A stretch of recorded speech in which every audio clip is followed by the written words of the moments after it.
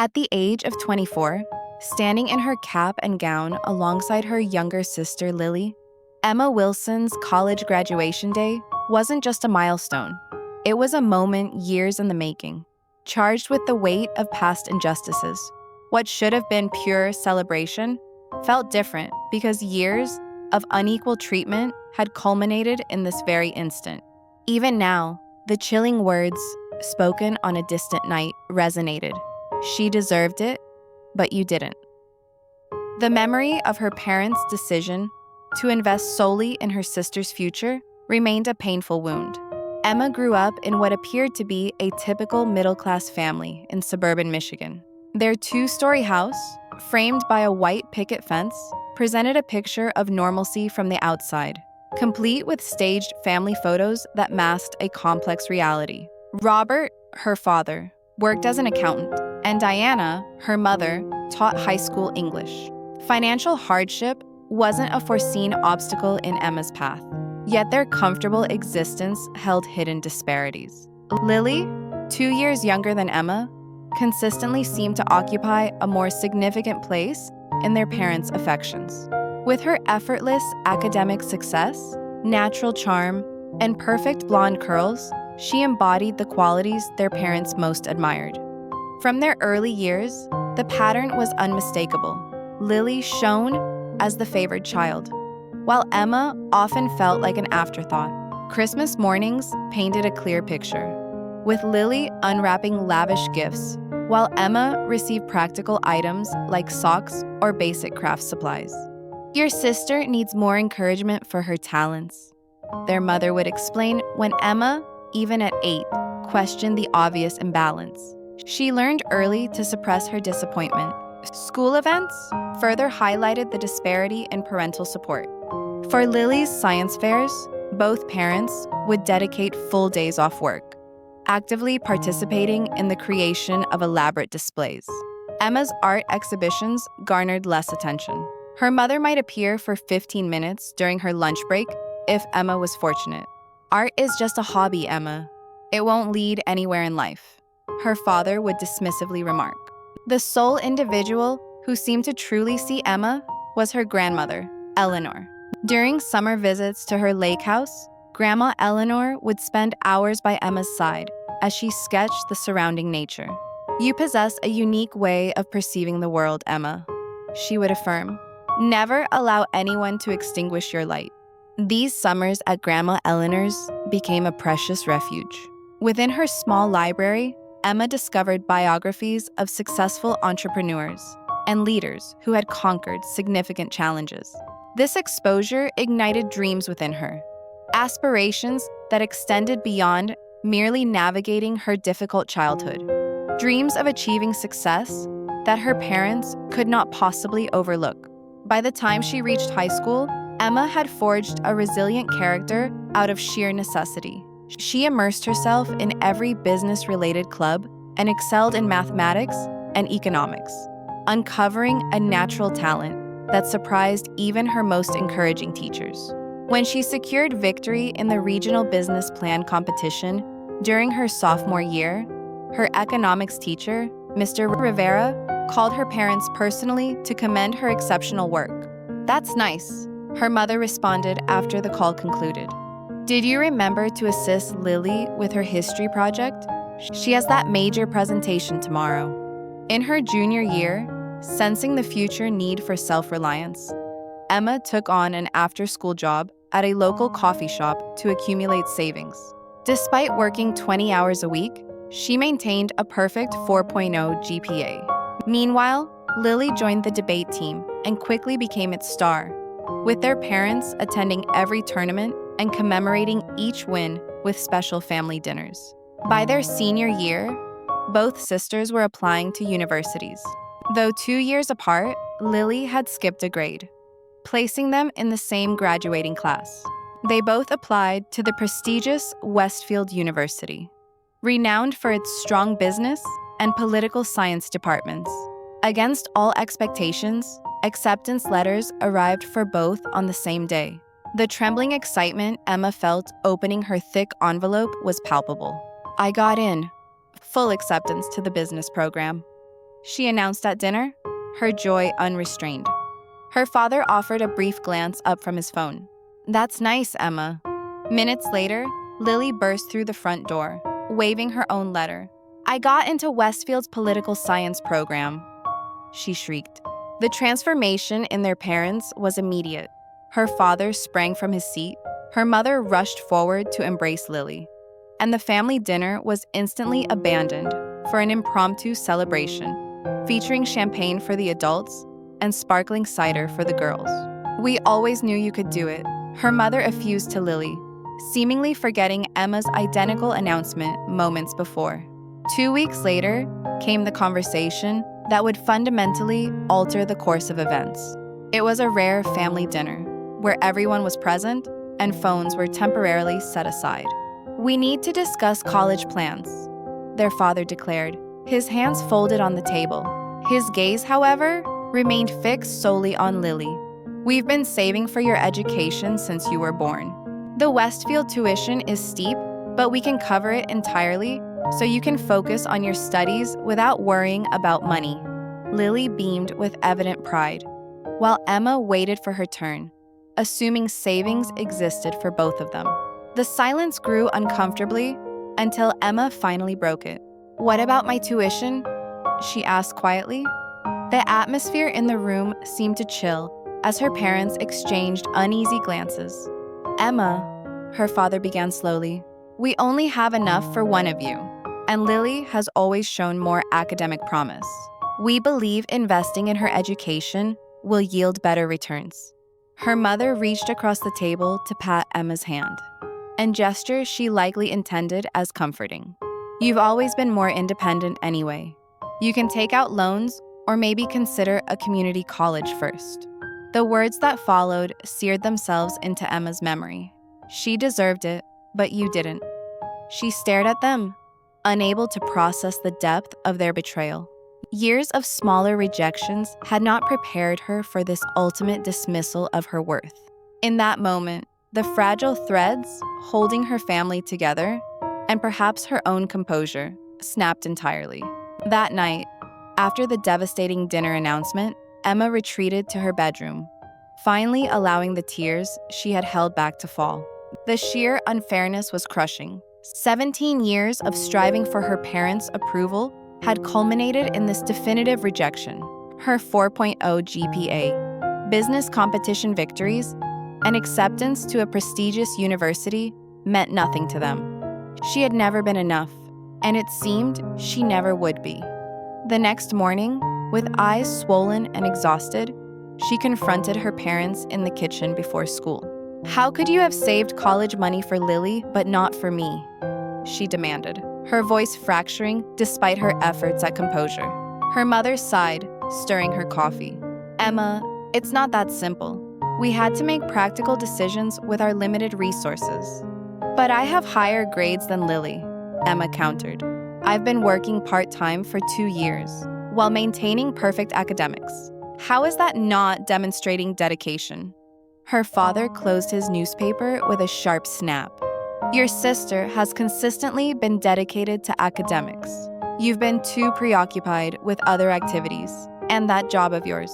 Furthermore, Lily possesses a clear career trajectory. Your business ideas are, at best, risky. You never even inquired about my plans," she whispered. "Look, Emma," her mother interjected, "we can assist you with loan applications. Many students finance their own education." The conversation concluded there. Their decision was final. In their estimation, she was less deserving, less promising, and therefore less worthy of their investment. That weekend, she drove 2 hours to her grandmother's house, seeking the only genuine support she knew. As she recounted the entire story, Grandma Eleanor listened without interruption, her weathered hands holding Emma's tightly. "My dear girl," she finally said, wiping away Emma's tears. "Sometimes, life's most painful experiences become our greatest catalysts. Your parents are wrong about you, deeply, tragically wrong. But you possess something they cannot recognize: unbreakable determination. Grandma Eleanor couldn't offer financial assistance. Her fixed income barely covered her own needs. But she provided something far more valuable: unwavering belief in Emma's potential. "Promise me you will attend Westfield regardless," she urged fiercely. "Do not allow their limitations to become yours." That night, Emma made her resolve. She would attend Westfield alongside Lily, finance her own education, and graduate despite every obstacle. The following morning, she commenced her research into scholarships, grants, work-study programs, and student loans. For weeks, she devoted every spare moment to completing applications. Her guidance counselor, Mrs. Chen, stayed late after school to assist her in navigating the complex financial aid system. "I have rarely encountered a student as determined as you," Mrs. Chen remarked as they submitted Emma's 25th scholarship application. She secured several small scholarships, but they were insufficient to cover Westfield's substantial tuition. With a combination of federal loans and private loans co-signed by Grandma Eleanor, she managed to piece together enough funding for her first year. Next came housing. While Lily would reside in the expensive on-campus dormitories paid for by their parents, Emma located a tiny apartment 45 minutes from campus with 3 roommates she found through a university housing forum. Simultaneously, she applied for every job available near campus. 2 weeks before move-in day, she secured a position at a busy coffee shop, within walking distance of her least expensive classes, supplemented by weekend shifts at a local bookstore. The disparity in their preparations was stark. Her parents took Lily shopping for new clothes, a laptop, and dorm decorations. They helped her pack, arranged for professional movers, and planned an elaborate send-off party with family friends. Emma packed her belongings in secondhand suitcases and boxes scavenged from grocery stores. The night before she left, her mother awkwardly offered her some of her old twin sheets for her new bed. It was the sole acknowledgement that Emma, too, was embarking on her college journey. On move-in day, her parents drove Lily to campus in the family SUV, overflowing with her possessions. Emma followed behind in her decade-old Honda, a car that frequently required coolant and emitted concerning noises when braking. No one had offered to inspect it before her 2-hour drive to her new life. As they parted ways at the campus entrance, her parents and Lily heading toward the premium dorm, Emma continuing alone to her distant apartment. Her mother called out, "Good luck, Emma. I hope this all works out for you." The doubt palpable in her mother's voice only fortified Emma's resolve. This wouldn't just work out. She would make it triumphant. Her new apartment was a shock: peeling paint, unreliable plumbing, and roommates who were complete strangers. That first night alone on her thin mattress, the sounds of traffic and neighboring arguments filtering through the walls, exhaustion overwhelmed her. The enormity of her undertaking hit with full force, and doubts began to surface. Could she genuinely manage 30 hours of work weekly while carrying a full course load? Would the relentless financial stress cripple her academic performance? Just as despair threatened to consume her, her phone chimed with a text message from Grandma Eleanor. "Remember, my brave girl, diamonds are only made under pressure. You are already shining." With those words resonating, she dried her tears and created a meticulous schedule, mapping out every hour of the coming weeks. Sleep would be minimal, social life nearly non-existent, but her education and future would not be sacrificed. The financial aid office became her second home during that initial week. Ms. Winters, the assistant director, took a particular interest in Emma's circumstances after hearing her story. "You are tackling an enormous challenge," she remarked solemnly, "but I have witnessed students in your situation succeed before. Just promise you will come to see me before things become overwhelming." That promise would prove to be a vital lifeline in the months ahead. The day before classes commenced, she received an unexpected call from Mrs. Chen, her high school counselor. Mrs. Chen had persuaded the business department at her high school to award Emma an additional $1,000 scholarship. "It is not much," she apologized. But the teachers all contributed personally. "We believe in you, Emma." That small act of kindness from individuals who truly recognized her potential provided the final surge of courage she needed. As she meticulously added that precious amount to her budget spreadsheet, she felt an internal shift. Determination solidifying into unbreakable resolve. Freshman year struck like a hurricane. While most students adjusted to college academics and savored newfound freedom, Emma was juggling 30 hours of work weekly with a demanding full-course load of business classes. Her typical day commenced at 5 in the morning with a 2-hour study session before she rushed to her opening shift at the coffee shop. After classes, she would go directly to her second job at the bookstore, often not returning to her apartment until after midnight. Sleep became a luxury she could seldom afford. She learned to complete readings during her commute, finish assignments during lunch breaks, and record lectures to listen to while cleaning coffee machines. Every minute was accounted for. Every resource stretched to its limit. The contrast between her life and Lily's could not have been more striking. Through infrequent text messages and social media posts, Emma caught glimpses of Lily's carefree college experience, sorority events, study abroad information sessions, and weekend trips home for her mother's cooking. Meanwhile, Emma was calculating whether she could afford both textbooks and groceries that month. Despite the punishing schedule, something unforeseen occurred. Her business classes were not merely manageable. She was excelling. Years of practical financial planning and work experience had prepared her in ways her classmates were not.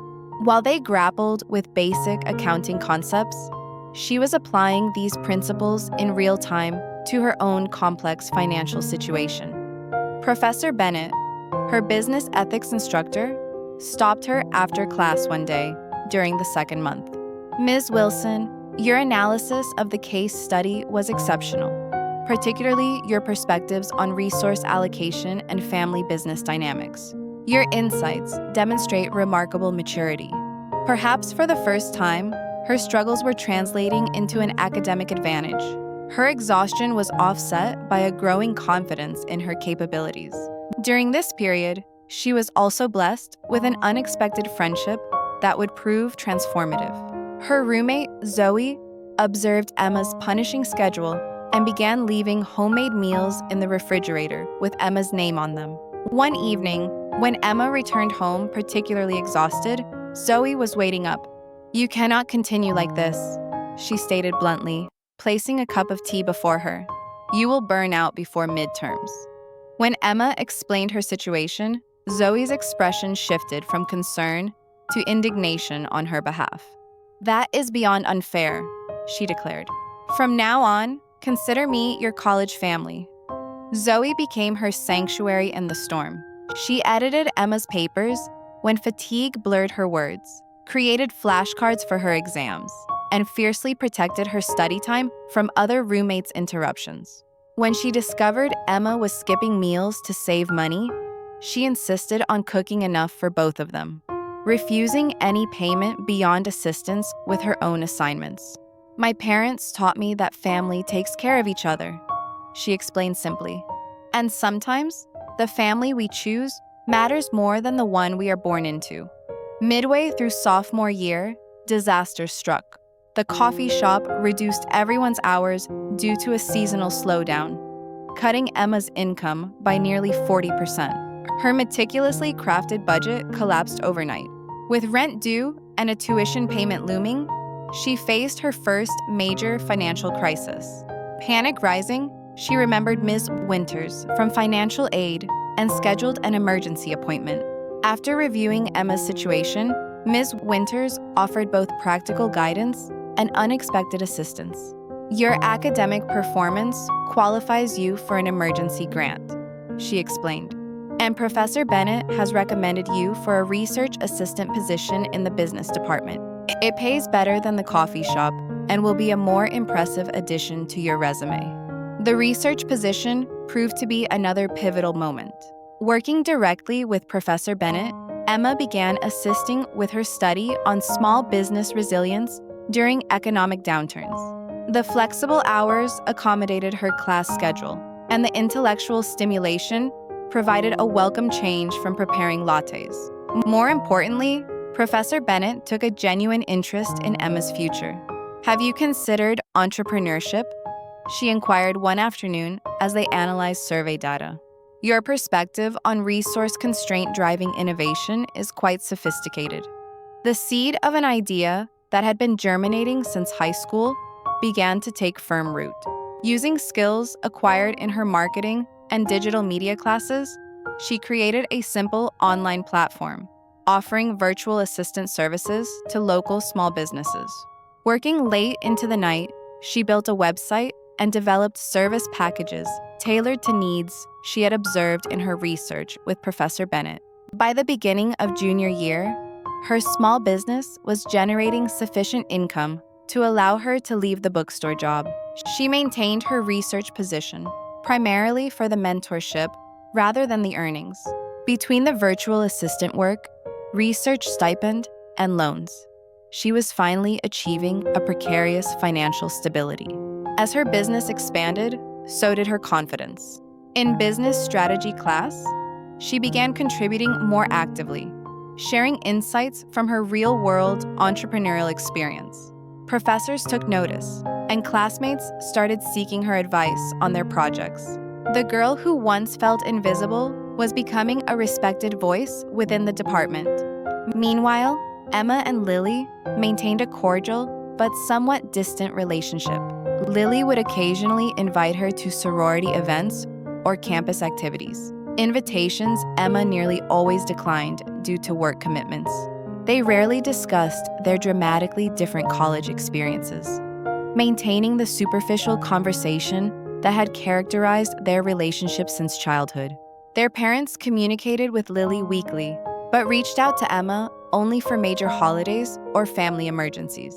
During one Thanksgiving break, when Emma couldn't afford the trip home, her mother texted, "We miss you at dinner, but we understand you're busy with your projects." The ellipses in the message spoke volumes about how they perceived her choices.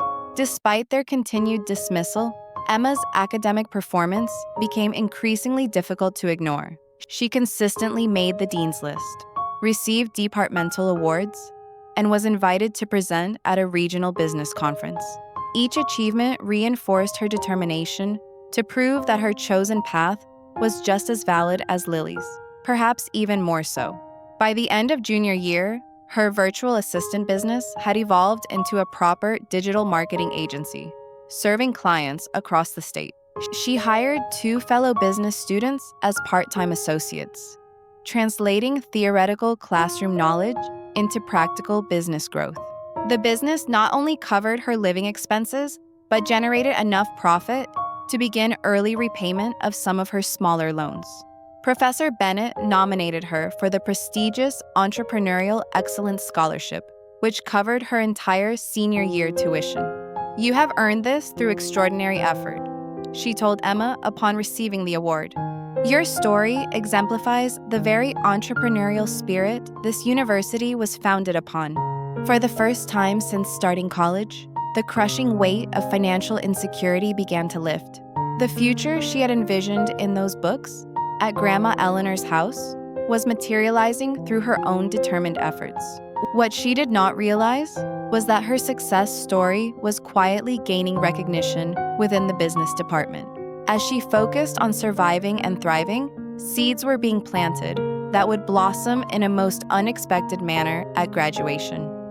Senior year commenced with a momentum Emma could scarcely have imagined when she first stepped onto Westfield's campus. Her digital marketing agency now served 15 regular clients and employed 4 part-time student workers. The business was featured in a local entrepreneurship magazine, attracting a steady stream of new clients and solidifying her professional reputation beyond the university. Simultaneously, her academic performance had positioned her among the top students in the business school. Professor Bennett approached her in October with an unforeseen opportunity. "The National Collegiate Business Innovation Competition is accepting entries," she said, sliding a brochure across her desk. "The grand prize includes $50,000 in business funding and national industry exposure. I believe your agency model, specifically targeting rural small businesses, has a genuine chance. With Professor Bennett's mentorship, Emma spent weeks refining her business plan and practicing her pitch. After 3 rounds of increasingly competitive judging, she advanced to the final round, scheduled for April, just 1 month before graduation. Ironically, as Emma's professional trajectory soared, Lily began encountering her first significant academic challenges. The political science programs demanding senior thesis requirements exposed gaps in her research skills and work ethic. Years of relying on natural talent and parental support had left her ill-prepared for this genuinely rigorous task. One Tuesday evening in November, an unexpected knock sounded at Emma's apartment door. Opening it revealed a teary-eyed Lily, clutching her laptop and a stack of research papers. "I'm failing my thesis seminar," she confessed breathlessly. "Professor Goldstein states my research methodology is fundamentally flawed, and I have 3 weeks to completely restructure everything, or I might not graduate." Gazing at her sister's genuine distress, Emma experienced conflicting emotions. A part of her, the hurt, resentful part, believed this was karmic justice for years of preferential treatment. But another part recognized this moment as an opportunity to transcend the pain of their shared past. "Come in," she said, stepping aside. "Let's examine it." That night became the first of many study sessions. Through helping Lily, Emma discovered that her years of self-directed learning and rigorous time management had equipped her with skills her sister had never needed to develop. Her research experience with Professor Bennett proved invaluable as she guided Lily through proper academic methodology. As they collaborated, something unexpected unfolded. They began to communicate, truly communicate, perhaps for the first time in their lives. "How do you manage it all?" Lily asked one night during a break. "Your business, perfect grades, research position. I can barely handle my coursework with nothing else on my plate." Emma explained her punishing schedule, the financial pressures, and the constant calculations required to stay afloat. Lily listened with growing horror. "I had no idea," she whispered. "Mom and Dad always just said you were doing fine." "Fine is relative," Emma replied. "I've worked 60-hour weeks for 4 years, while taking full course loads. I've gone without meals, proper sleep, and any semblance of a social life." "But why did you never speak up?" Lily asked. The question struck Emma as being tinged with naive privilege. Would it have altered anything? Would Mom and Dad suddenly have decided I was worth investing in too? The conversation marked a turning point in their relationship. As Lily began to acknowledge the inequality that had shaped their lives, she became an unexpected ally. She started declining expensive parental gifts, explaining she preferred to manage on her own, like her sister. By January, their weekly study sessions had deepened into a genuine connection. Lily's thesis was back on track, and she had begun to cultivate a new appreciation for the discipline and perseverance she had always lacked. Meanwhile, Emma's own senior project had garnered attention from the university administration. Dean Rodriguez, head of the business school, invited her to her office in February. "Your journey at Westfield has been extraordinary," she began. "From financing your own education to building a successful business while maintaining academic excellence, it is precisely the kind of success story we want to highlight." She explained that the university annually selected one exceptional student to deliver a brief address at graduation. "We would like you to consider representing the business school this year," she said. "Your story embodies the entrepreneurial spirit and determination we aim to instill in all our graduates." The prospect of speaking at graduation, of publicly claiming her achievements before her parents and the entire university community, felt like the culmination of everything she had strived for. She accepted immediately. What she did not know was that Dean Rodriguez had planned more than just a student address. The details would remain confidential until the ceremony itself. As April approached, the business competition became her primary focus. Her presentation to the judges incorporated everything she had learned about resilience, resource optimization, and creating value from constraint. When the panel announced her victory, Emma experienced a validation that transcended the prize money and publicity. She had transformed her greatest challenges into her competitive advantage. The university newspaper featured her win on the front page, including a photo of her accepting the oversized check and trophy. She sent a copy to Grandma Eleanor, who called her, weeping with pride. "I always knew you were extraordinary," she said. "Now everyone else knows it too." Her parents, notably, did not mention the article or the award. Their silence had long since ceased to surprise her. 2 weeks before graduation, her parents arrived in town to assist Lily with preparations. They rented a large house to accommodate the extended family, traveling for the celebration, and planned an elaborate party for after the ceremony. Emma received a perfunctory invitation that underscored her status as an afterthought. "We presumed you would be occupied with work," her mother explained when Emma mentioned her exclusion from the family dinner planned for the night before graduation. "But you are welcome to join if you are able to make it." The dismissal stung, but less acutely than it once would have. Her worth was no longer contingent upon their recognition. The day before graduation, Grandma Eleanor arrived bearing a special gift, a custom graduation stole embroidered with words that had sustained Emma through her darkest times. "Diamonds are made under pressure. Wear this proudly," she said, her eyes shining. "You have earned every thread." That evening, during the graduation rehearsal, Dean Rodriguez drew Emma aside with a conspiratorial smile. "Everything is arranged for tomorrow," she said. "Just be prepared for a slightly extended introduction before your speech." When Emma inquired what she meant, the dean merely winked. Some surprises are worth waiting for. Later that night, the extended family gathered for dinner at an upscale downtown restaurant. Aunts, uncles, cousins, and grandparents crowded around tables pushed together. Her parents held court at the center, regaling everyone with stories of Lily's accomplishments and post-graduation plans. Her mother's brother, Uncle Jack, eventually interrupted. "What about Emma? I heard she won some significant business competition." Her father waved dismissively. "Oh, Emma has been occupied with her little side projects. Very entrepreneurial, Emma is."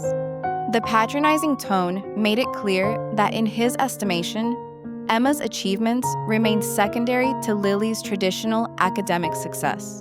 Emma caught her sister's eye across the table and saw her visible discomfort. After dinner, Grandma Eleanor cornered her parents in the restaurant lobby.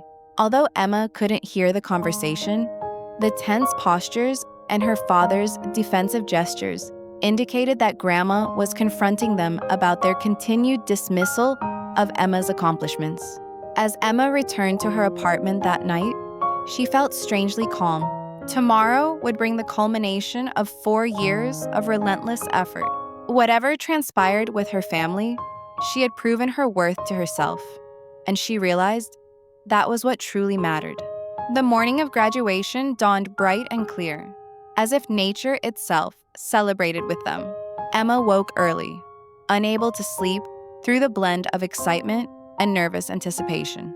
Today marked not merely the completion of her degree, but the vindication of her chosen path. Her phone chimed with a text from Lily. "Good morning, graduate. See you at the robing area. So proud to be walking with you today." The simple message reflected how profoundly their relationship had evolved. From distant siblings, shaped by parental favoritism, they had found their way to something resembling genuine friendship. After a quick breakfast, Emma carefully dressed in the outfit she had splurged on for the occasion. A new dress beneath her graduation gown. Sensible yet stylish shoes, suitable for walking confidently. As she fastened Grandma Eleanor's special stole around her shoulders, she allowed herself a moment to fully absorb the weight of this accomplishment.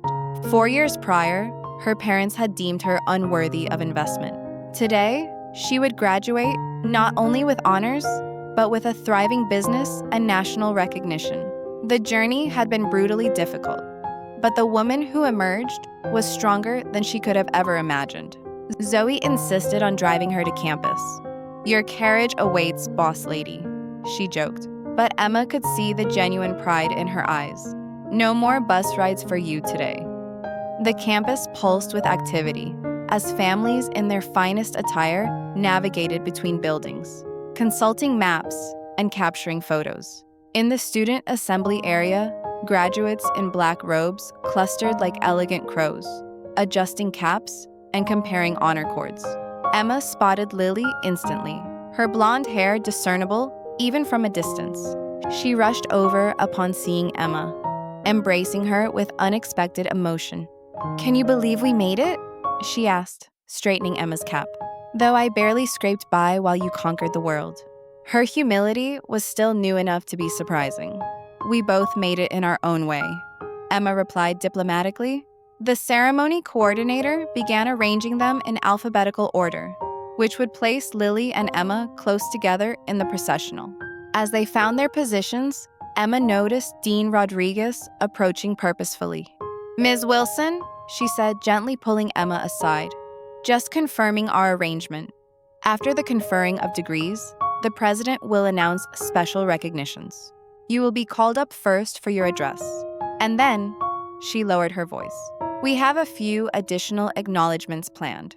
When Emma sought details, she smiled mysteriously. Better to allow it to unfold naturally. Just be prepared for a moment in the spotlight. The graduates began filing into the auditorium to the traditional strains of pomp and circumstance. Through the windows, Emma caught glimpses of the audience, thousands of family members and friends filling the vast space with excited chatter and occasional shouts of recognition. As they marched down the center aisle, she scanned the family section and spotted her parents seated in premium positions near the front. Her father wore the navy suit reserved for important client meetings, while her mother had selected an elaborate floral dress and hat combination that declared this an important occasion.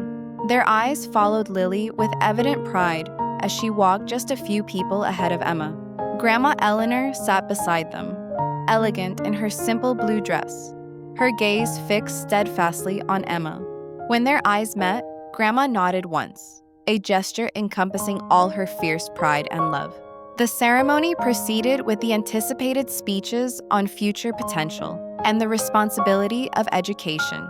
Emma half listened, mentally rehearsing her upcoming address while managing the butterflies in her stomach. Finally, the moment for the conferring of degrees arrived. They rose by departments, crossing the stage to receive their diplomas and shake hands with university officials. When Emma's name was called, she heard Grandma Eleanor's distinctive whistle cutting through the polite applause. Lily, returning to her seat, gave Emma a thumbs up as they passed each other.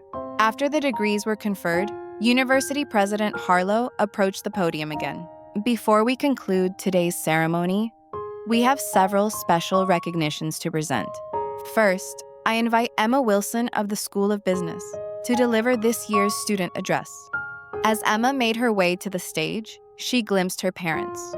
For the first time that day, they were looking directly at her, confusion evident in their expressions. Clearly, they had not anticipated their less promising daughter receiving this honor. Taking the podium, she drew a deep breath and began. 4 years ago, I arrived at Westfield with nothing but determination and the conviction that education should be earned, not merely given. Today, I stand before you having worked 30 hours weekly while maintaining a full course load, building a successful business that employs fellow students, and graduating with highest honors. She spoke of resilience, of finding strength in adversity, and of redefining success on one's own terms. Without directly mentioning her parents, she addressed the pain of being underestimated and the power of proving skeptics wrong. "The greatest gift of my Westfield education wasn't discovered solely in textbooks or lectures, however," she stated. "It was realizing that limitations placed upon us by others need not become our own limitations. Each of us possesses the capacity to transcend expectations and forge our own definitions of success. As she concluded her speech to enthusiastic applause, President Harlow returned to the microphone. What transpired next would permanently alter the dynamics of her family. Thank you, Ms. Wilson, for those inspiring words. And now, I have the distinct pleasure of announcing several special recognitions that exemplify the excellence we champion at Westfield. He paused dramatically, glancing down at his notes. First, the faculty of the School of Business has unanimously selected Emma Wilson as this year's valedictorian, graduating with a perfect 4.0 GPA, while simultaneously building a business now valued at over 6 figures. A murmur of appreciation rippled through the crowd. Emma stood frozen beside the podium, utterly unprepared for this public acknowledgement. Additionally, the president continued, Ms. Wilson is this year's winner of the National Collegiate Business Innovation Competition, bringing unprecedented recognition to our university's entrepreneurship program. The audience's applause grew stronger. Emma dared a glance towards her parents and witnessed their expressions shifting from confusion to shock. What many of you may not be aware of, President Harlow went on, his voice projecting clearly through the momentarily silent auditorium, is that Ms. Wilson accomplished these extraordinary achievements while fully self-financing her education, working multiple jobs, building her business, and maintaining academic excellence without any family financial support. The revelation sent a visible ripple through the audience. Parents exchanged glances, their expressions ranging from disbelief to admiration. In recognition of her extraordinary journey, I am delighted to announce that Ms. Wilson has been offered a position with Alexander Global Consulting, one of the nation's premier business strategy firms. Furthermore, her entrepreneurial journey will be featured in next month's edition of Business Innovation magazine as their cover story on rising entrepreneurial talent. The audience erupted in a standing ovation. Through the thunderous applause, Emma watched as her parents' faces drained of color, their expressions morphing from shock to something approaching horror as they grasped that everyone now knew they had refused to support the daughter being celebrated as the university's most outstanding graduate. Lily stood among the graduates, clapping wildly, tears streaming down her face. Grandma Eleanor remained seated only because her arthritic knees prevented her from rising quickly. But her proud smile could have illuminated the entire auditorium. As the applause finally subsided, President Harlow made one final announcement. In honor of Ms. Wilson's extraordinary example, the University Board has established the Emma Wilson Resilience Scholarship, providing financial assistance to students demonstrating exceptional determination in overcoming obstacles to their education. The symbolic victory was complete.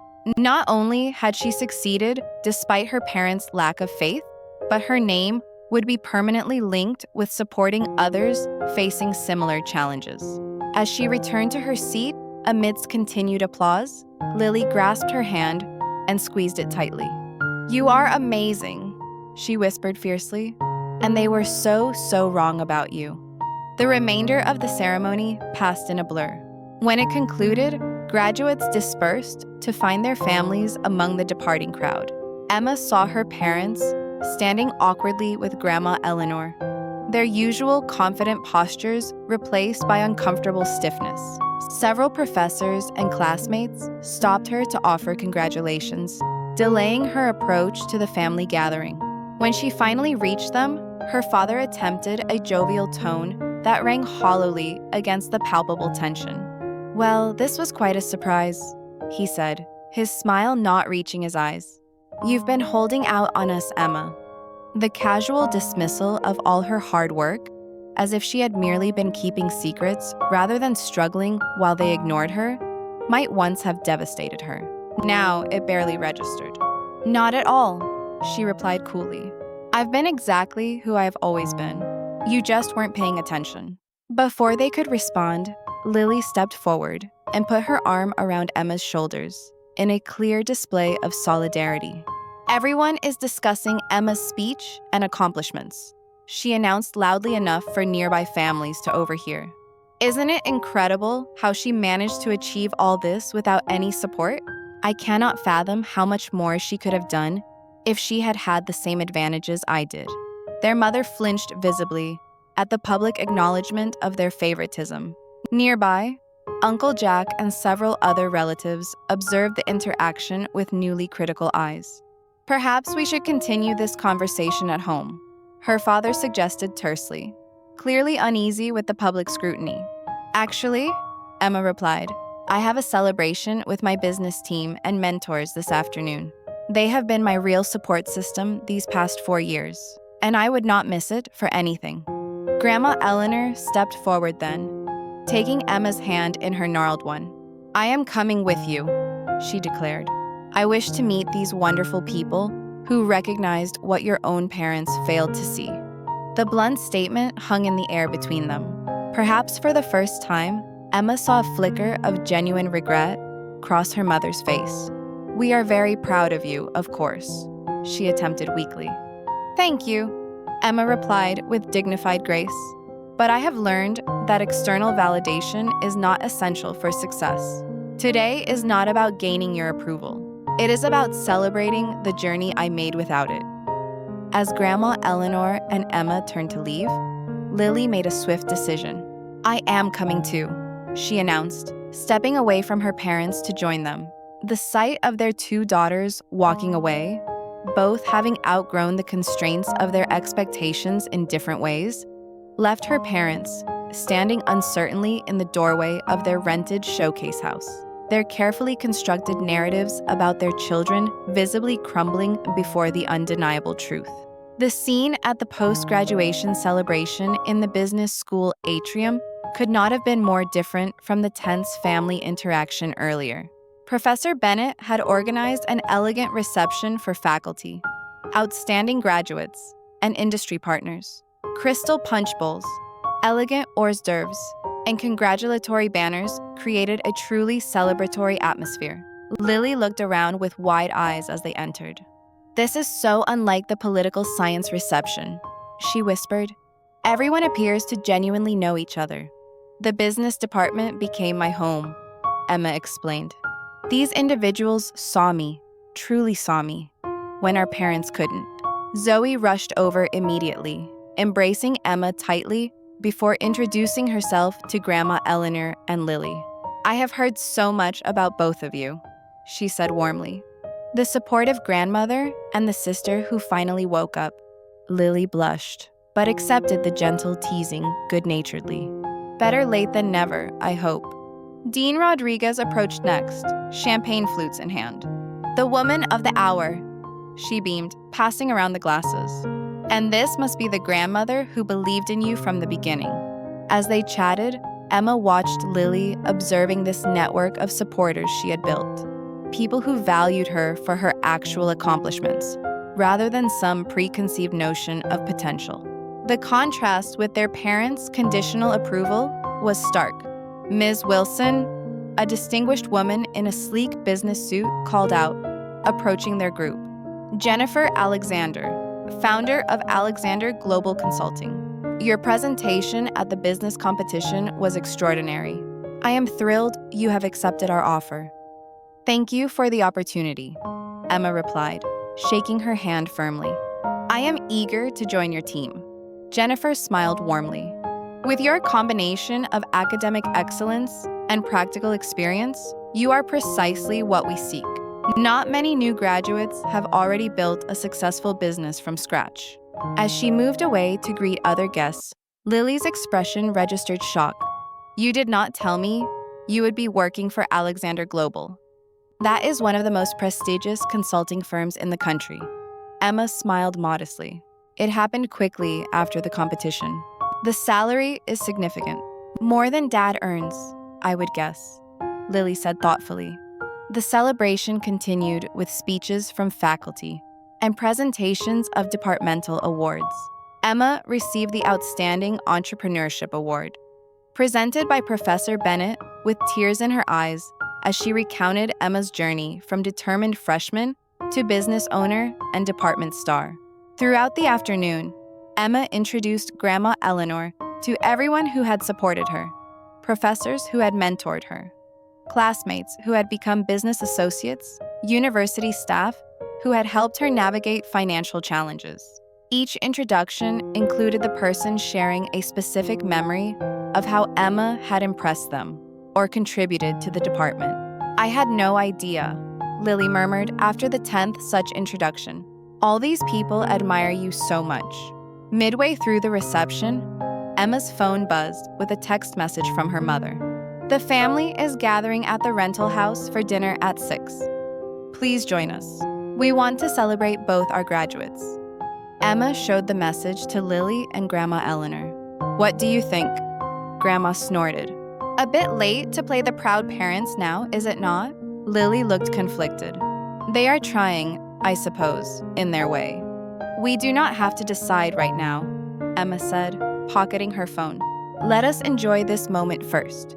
As the reception wound down, Professor Bennett approached with a campus photographer.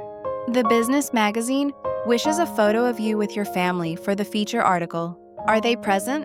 The question created an awkward pause. "My grandmother and sister are here," Emma replied carefully. "My parents are elsewhere at the moment." Understanding dawned in Professor Bennett's eyes. "The family that matters is the one that supports you," she said kindly. "Let us capture a photo of you three." The photographer arranged them near the business school emblem. Grandma Eleanor, beaming proudly with an arm around each granddaughter. Lily and Emma in their graduation regalia, Emma's special stole prominently displayed. As they were leaving the reception, Dean Rodriguez handed Emma a business card. "The Dean of Admissions at Westfield's MBA program asked me to give you this. They are very interested in discussing a full scholarship if you decide to continue your education while working." The opportunities continuing to unfold before Emma stood in stark contrast to what her parents had once envisioned, or failed to envision, for her future. "Should we attend the family dinner?" Emma asked as they walked to Zoe's car. Grandma Eleanor took her hand. "That decision is entirely yours, my dear. You owe them nothing. But," she added after a thoughtful pause, "there might be value in allowing them to see exactly who you have become. Not for their sake, but for yours." Lily nodded in agreement. "Plus, I would appreciate witnessing Uncle Jack question them about why they never mentioned your business or awards before today." Decision made. They drove to the rental house, where the extended family had gathered. Conversations hushed noticeably as they entered, then erupted in enthusiastic greetings as relatives rushed to congratulate both Lily and Emma. Her mother appeared from the kitchen, her earlier confident demeanor replaced by uncharacteristic nervousness. "Emma, you came," she said, attempting a warm smile that did not quite reach her eyes. "We were just about to serve dinner." Her father approached with forced joviality. "Here are my successful daughters," he announced loudly, as if he had been proudly proclaiming Emma's achievements all along. "Emma, why did you not inform us about this major consulting position?" The audacity of his question, following years of disinterest in her activities, momentarily stunned Emma into silence. Before she could respond, Uncle Jack interjected. "Likely because you have not inquired about her plans once in the past 4 years, Robert," he stated bluntly. "At least, not at any family gathering I have attended." An uncomfortable silence settled over the room. Her father's face flushed with a mixture of embarrassment and anger. "We have always supported both our daughters," he insisted defensively. "Financially?" Aunt Susan asked innocently, her tone sharp, because the university president seemed quite explicit about Emma funding her own education while building a business. Her mother intervened quickly. "We had limited resources and were compelled to make difficult choices." Emma has always been very independent. Independent by necessity, not by choice, Grandma Eleanor corrected sharply. "Let us not attempt to rewrite history, now that her success has become inconvenient to your narrative." The tension in the room was palpable. Cousins exchanged uncomfortable glances, while her parents struggled to maintain their composure under this unexpected family scrutiny. Lily, surprising everyone, spoke up clearly. "Mom, Dad, I believe it is time to acknowledge the truth. You favored me from childhood. You invested everything in me and nothing in Emma. You were mistaken about her potential. And today, everyone saw that." Her mother's eyes filled with tears, whether from genuine remorse or embarrassment at being called out so publicly was difficult to ascertain. "We never intended to," she began weakly. "Impact matters more than intent," Emma interjected calmly. "Your choices shaped my reality, regardless of what you meant to do."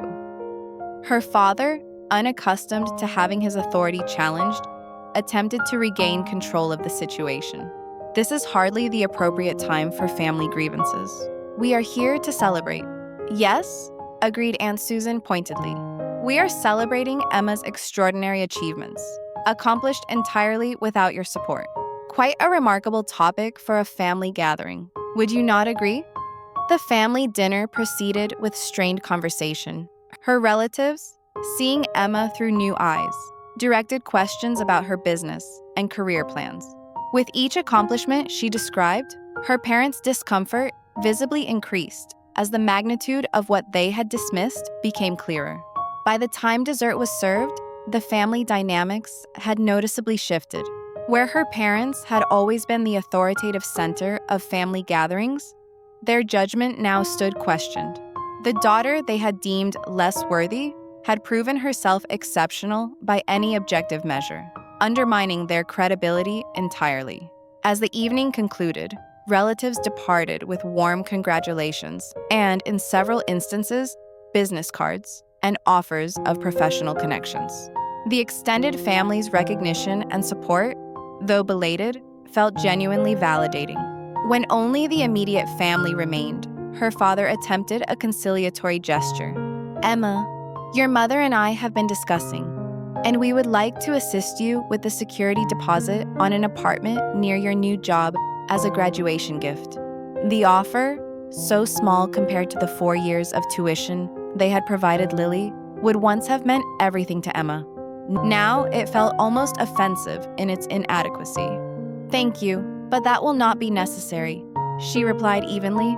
"My starting salary at Alexander Global will be $90,000 annually, plus performance bonuses. My housing is quite secure."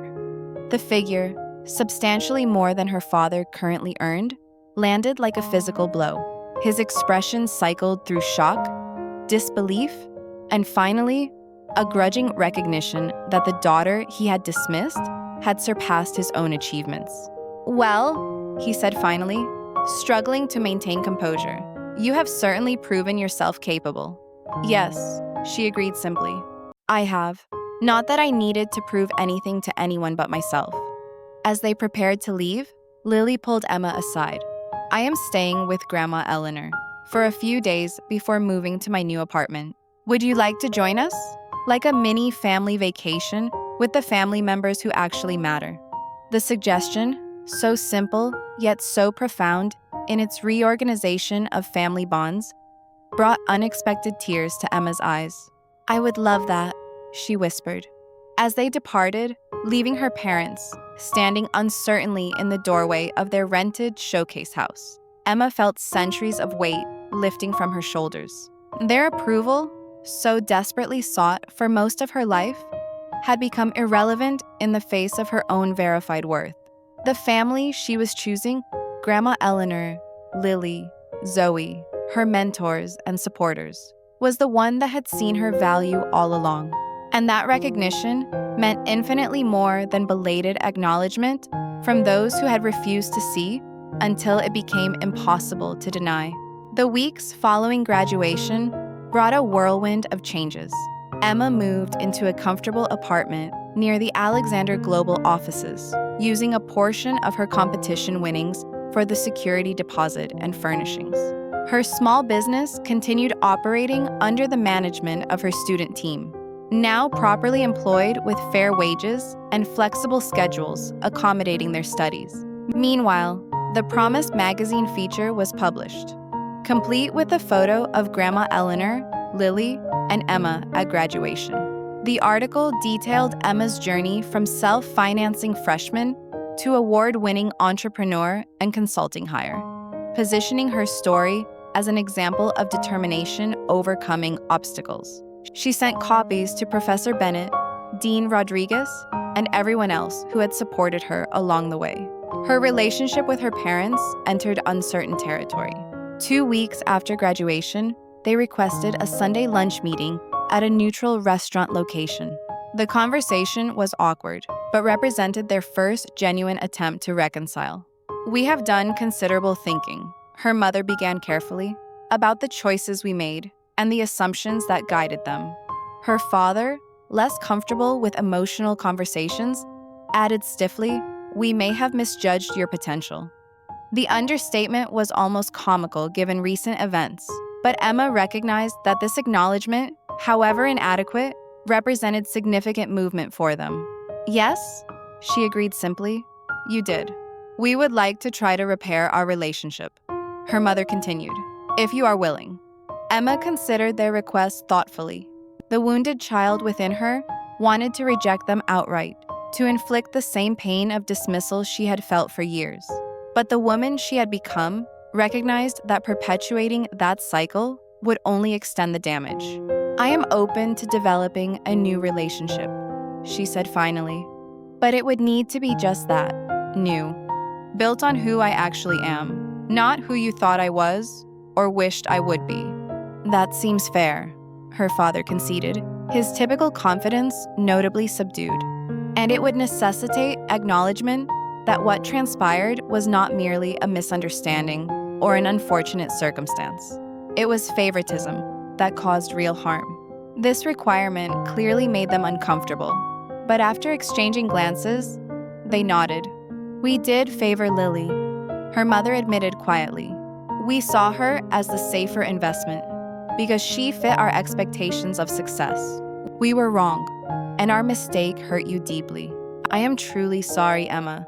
The genuine accountability, while imperfect, exceeded Emma's expectations.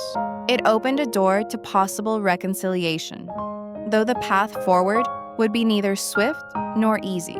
Over the summer, Emma began her position at Alexander Global, while maintaining regular contact with Lily and Grandma Eleanor. Lily had secured an entry-level position with a nonprofit organization focused on educational equity, a career choice seemingly influenced by her new awareness of privilege and opportunity gaps. "I keep contemplating how different our paths were," she confessed during one of their weekly sister dinners, "and how many other students face the obstacles you did, but without your exceptional drive to overcome them." Lily's growing social consciousness pleased Emma more than any apology could have. Her sister was evolving beyond the golden child identity their parents had constructed for her, developing genuine empathy and purpose. By autumn, Emma had settled into a productive rhythm with her consulting work, while continuing to oversee the digital marketing agency. Her first performance review brought praise from senior partners and an unexpected bonus. Financial security, that elusive condition she had pursued for years, was finally hers. During a weekend visit to Grandma Eleanor's lake house, she presented Emma with a small wooden box while they sat on her porch watching the sunset. "I have been saving this for the appropriate moment," she explained. Inside was a delicate silver bracelet. "This was given to me by my grandmother when I finished school," she said. "She told me it was a reminder that a woman's worth originates from within, not from others' assessment. I have kept it all these years for a granddaughter who would truly comprehend its significance." As she fastened it around Emma's wrist, she added, "Your journey has been more difficult than it should have been, Emma. But the woman you have become through that struggle is extraordinary in ways an easier path might never have unveiled." Her words crystallized something Emma had been sensing but struggling to articulate, that while the unfairness she experienced was not justified, the strengths forged through that adversity had become integral to her identity and success. On the 1-year anniversary of graduation, Emma utilized a portion of her savings and business profits to establish the first-generation achievement scholarship at Westfield University. Unlike traditional scholarships focused solely on academic metrics, this fund specifically supported students demonstrating extraordinary determination in overcoming family or financial obstacles. The selection committee should consider not just where students are, but what they have overcome to arrive there, she instructed when finalizing the endowment details. The first recipient, a young woman working 2 jobs while studying accounting and caring for her younger siblings, reminded Emma powerfully of herself. The difference was that now she would receive the support Emma had lacked. Her parents, gradually earning limited trust through consistent effort, attended the scholarship announcement ceremony. As they listened to Emma's speech about creating opportunity ladders for others to ascend, she noticed something new in their expressions. Not just regret for past mistakes, but genuine pride, untainted by comparison or condition. You have created something meaningful, her father acknowledged afterward, the closest he had come to expressing genuine admiration. Her mother added more directly, you have become someone who transforms her own pain into purpose. That is rare and valuable. While these small recognitions held meaning, Emma had absorbed perhaps the most important lesson of her journey. External validation, even from parents, was ultimately secondary to internal conviction. Her worth had not changed when they finally acknowledged it. Their perception had simply caught up to the reality that had been present all along. Lily and Emma continued to strengthen their authentic sisterhood, disentangling it from the comparative framework their parents had created. During a Saturday hiking trip, Lily posed the question that had evidently been occupying her thoughts for some time. Do you believe you will ever fully forgive them? Emma considered this carefully as they reached a scenic overlook. Forgiveness, she realized, wasn't a simple destination. It was an ongoing journey, much like her own path to finding her worth.